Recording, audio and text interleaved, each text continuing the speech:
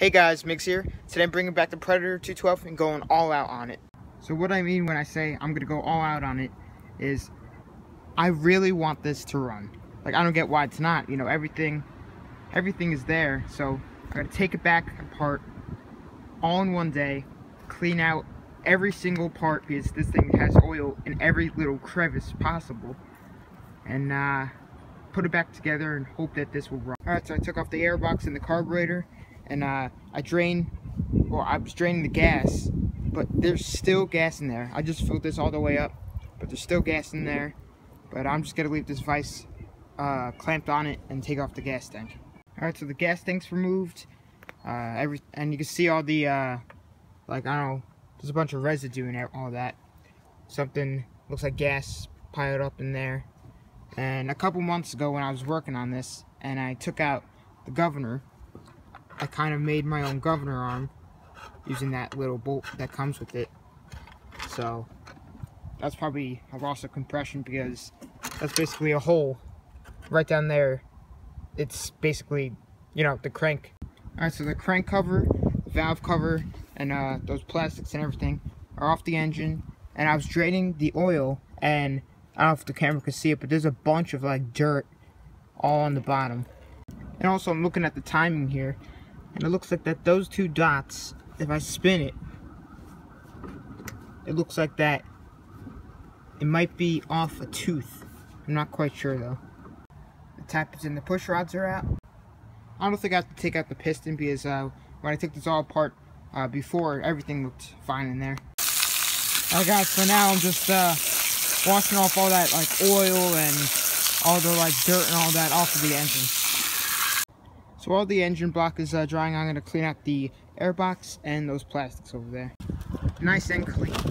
Alright, so the block is pretty much as dry as it's going to get.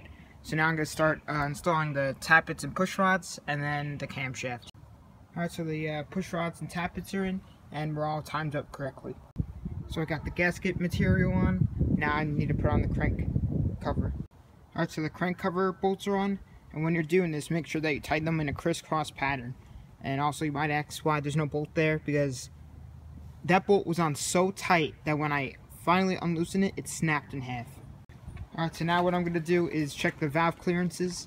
It's already at TDC, so now I just need my feeler gauge. Alright, so now what you want to do is, again, make sure it's on TDC top dead center, and then slide the feeler gauge right between those two spots right there. And this one's way too loose, so then just tighten it with that bolt. Alright, so the valve clearances are perfectly set to 5 thousandths. Now I'm just going to add a little bit of gasket material around there and then put on the valve cover. Alright, so the plastic is on. Now I just need to put back in this and then hook up this wire to that wire. Alright, so now with the kill switch all wired up, I checked it for spark and we have it. So now what I'm doing is draining out the rest of the gas from the gas tank. Alright, so the gas tank is nice and empty.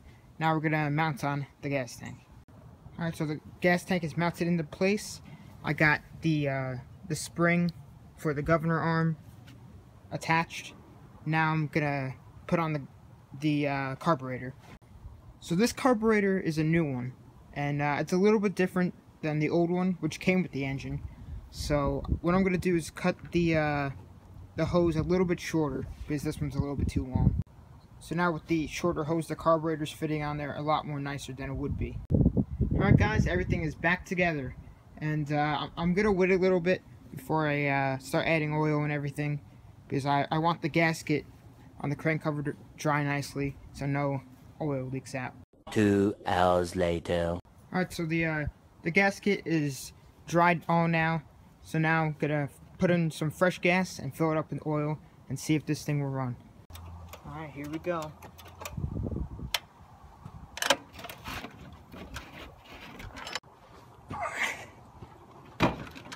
No luck. Alright, so no luck with the Predator 212.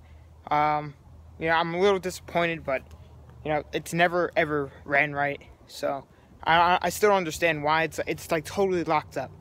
But anyway, next video is probably going to be a dual vlog with Kyle. That's going to be awesome. So if you guys enjoy, please subscribe, like, comment, and tell your friends about your channel. Thanks for watching.